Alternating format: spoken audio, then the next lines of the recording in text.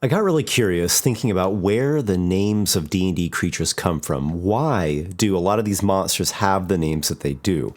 So let's have ourselves a delve, a little journey, and we'll see what we can uncover. What is behind the names of all of these creatures that we so love? We'll go at this in alphabetical order, so we'll start with the Aarakocra.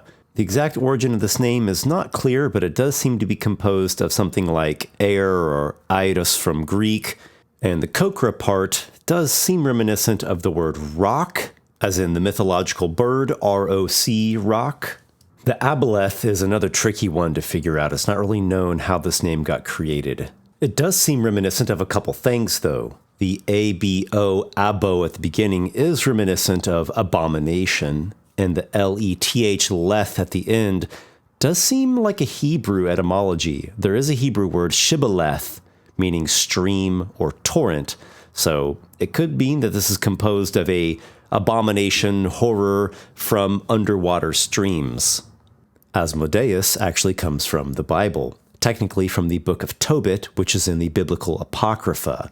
Asmodeus is a very powerful demon who plays a villainous role in the story. Tobit is the protagonist of the book. He's a righteous Israelite, and he's blinded by bird droppings. Sarah, the daughter of Ragel, in the story has had 7 husbands, and each of them died on their wedding night before consummating the marriage. As a result, Sarah is believed to be cursed. Ragel's maidservant suggests to Sarah that she should marry Tobit's son, Tobias.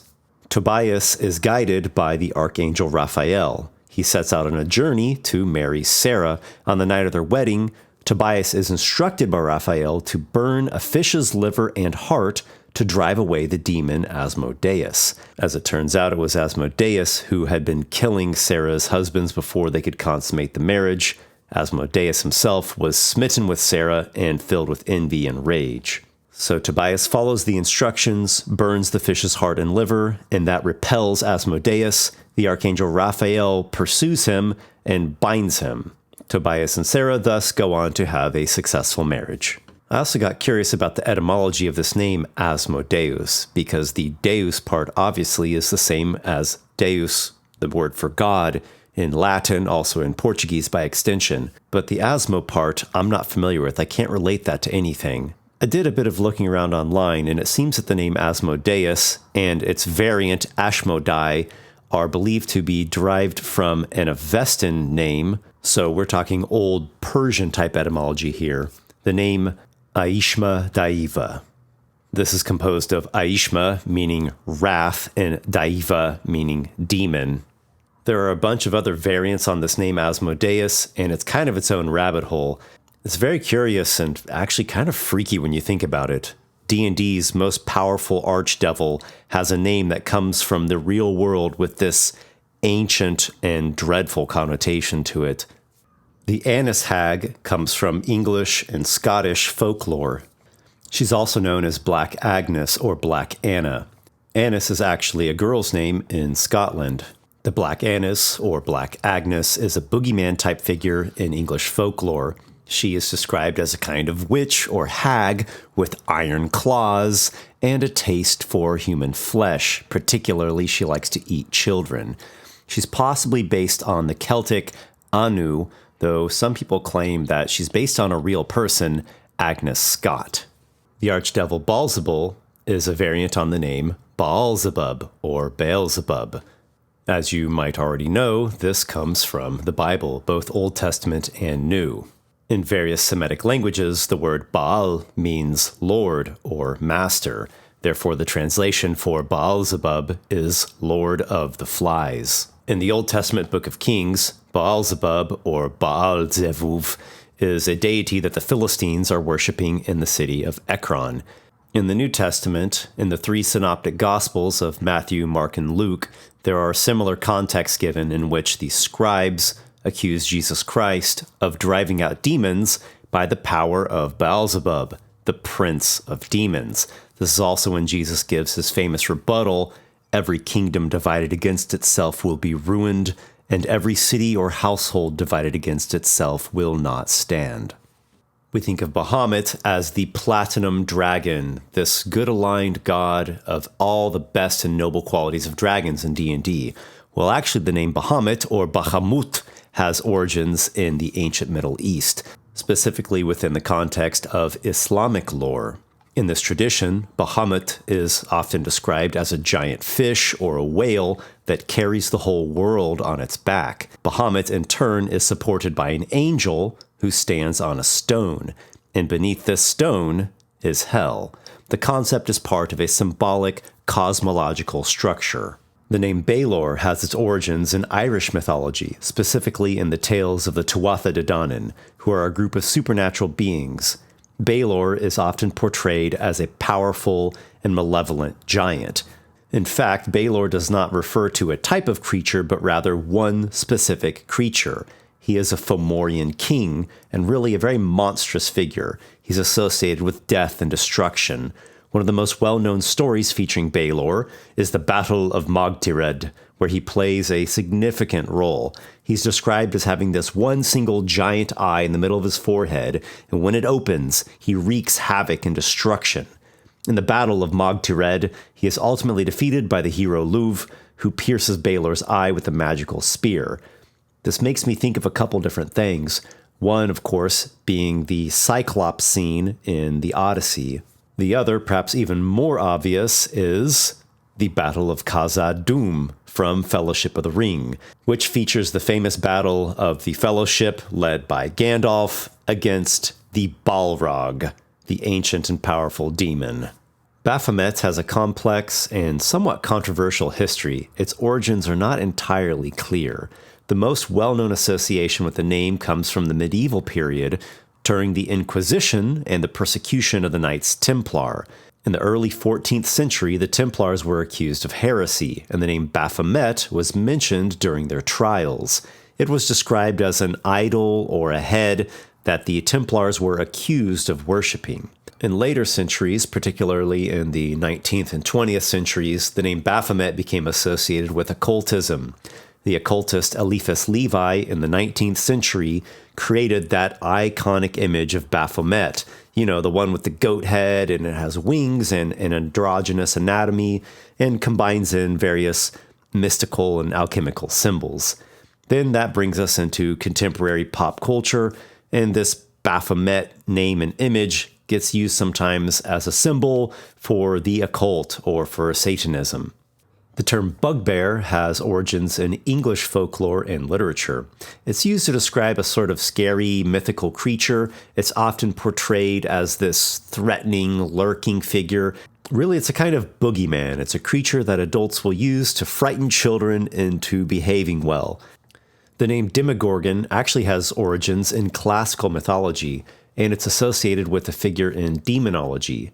So classically, we're talking ancient Roman mythology, Demogorgon was a mysterious and elusive figure. So elusive, in fact, that his name actually was used sometimes just as a placeholder whenever a deity's true name could not be uttered, or a deity's true name wasn't even known. Breaking down the actual etymology of the name is interesting, because when you look at it, it seems to be composed of like demon gorgon.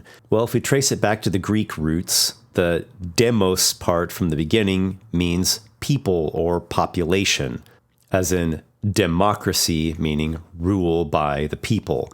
Then Gorgon comes from Greek mythology. It's the creature that we all know of, the woman with snakes for hair. Medusa is the most famous of the Gorgons. She's known for turning people to stone with her gaze. So if we combine these two elements, Demogorgon could be interpreted as meaning people eater or terror of the people. Moving out of antiquity into medieval and Renaissance demonology, the name Demogorgon underwent a transformation. It started to be used to depict a powerful demon or demon lord who was ruling over a specific layer or region of the abyss. That's right, the abyss. Gary Gygax and Dave Arneson, the co-creators of Dungeons & Dragons, drew upon a wide range of different sources when they were building the cosmology of the game. Thus, they got the concept of the abyss, the demon plane, from medieval and Renaissance demonology, and other associated occult or esoterica traditions. The term Firbolg has roots in Irish mythology. They were one of the ancient, supernatural races of mythological people that inhabited Ireland in the pre-Celtic era. The name Firbolg is believed to be derived from Old Irish, meaning men of bags or men of bolgs. The bolg in this context refers to a type of bag or sack. The name is thought to be descriptive, possibly alluding to a particular characteristic or aspect of the Firbolg people. The Firbolgs had various conflicts with other mythical races, including the Tuatha De Danann, and even though they put up a very strong fight, they were ultimately defeated. I'm really scratching my head over the Grimlock. I've been trying to figure out why it is that there are these different lock names in D&D. The Grimlock, the Meanlock, the Warlock class. What's with all these locks? One thing that the Grimlock does remind me of is the Morlock from the classic novel by H.G. Wells, The Time Machine. There are some big similarities between the Grimlock and the Morlock. They're both these underground, troglodyte-type creatures that have been living in caves for who knows how many generations. They both have a dull gray to white skin color, this gross, deformed look about them. They have adaptations to living in an environment that has little to no light, whereas the Grimlocks have no eyes, but this sort of blind sight echolocation. The Morlocks have these larger eyes that are particularly adept at reflecting light and seeing in very low light conditions. They're both crude, they're violent. I looked a little bit into H.G. Wells' inspiration for the name Morlocks, and some suggest that he was inspired by Moloch, as in the ancient Canaanite god of child sacrifice. There's an alternative suggestion, though, that Wells was inspired by the Morlachs, an ethnic group in the Balkans region that attracted attention from Western travelers who perceived them as being the barbaric or backward or savage. The term lich has origins in Old English, where it originally meant corpse or dead body. Over time, this meaning evolved, and in fantasy literature and role-playing games, it took on the meaning of the powerful, undead, magical creature that we know today. It does seem that D&D really is responsible for the Lich as we know it today. It first appeared in Gary Gygax's setting, Greyhawk, so he might be responsible for it, or perhaps he's just responsible for playing a significant role in popularizing this term that was going around in the fantasy wargaming community in those very early days. An interesting related bit that I came across was in 1932, Ashton Clark Smith published a short story called Empire of the Necromancers. And in this fantasy or proto-fantasy fiction story, he used the term lich. However, it's just a general term for corpses. Could be animated corpses or just inanimate dead bodies. The name Mephistopheles is most famously associated with German folklore and literature, particularly with the legend of Faust. Mephistopheles is a demon or devil figure who appears as a tempter, an antagonist. He makes bargains. He makes pacts with the protagonist, Faust. This legend has been adapted in some different ways. There is the play Faust by Christopher Marlowe. However, it probably became more widely known through Johann Wolfgang von Goethe's influential work, Faust Part 1 and Part 2, which he wrote in the 18th and early 19th centuries. The etymology of Mephistopheles is not entirely clear. It's commonly thought to be a combination of Hebrew words mephits, destroyer, and tophel, liar or negator. This interpretation is somewhat speculative, though. The name Mephistopheles has been used in various forms in literature and art over the centuries, and he's often depicted as a cunning and malevolent figure associated with tempting individuals into making deals or contracts with dark consequences. So I'm looking at my list of different creature names from D&D, and it's still really long. There are so many creatures in this game, so many different monsters whose etymological roots and origins I would love to dig into and unpack, but I'm not even sure if this is particularly interesting to a lot of people. I think it's fascinating. So let me know. If you like this kind of video and like to see more, I'd be happy to make another. In any case, thank you very much for watching, and as always, may your adventures be many.